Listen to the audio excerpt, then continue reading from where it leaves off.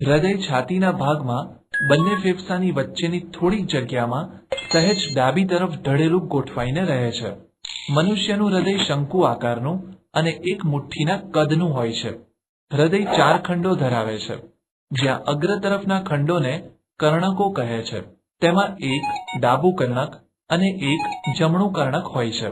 હૃદયના પશ્વ તરફના ખંડોને ક્ષેપકો કહે છે. તેમાં એક ડાબું ક્ષેપક અને એક જમણું ક્ષેપક હોય છે. કર્ણકોની દિવાલ પાતળી હોય છે, જ્યારે ક્ષેપકોની દિવાલ જાડી હોય છે. ચારેય ખંડો એકબીજાથી પડદા વડે સ્પષ્ટ અલગ પડેલા હોય છે.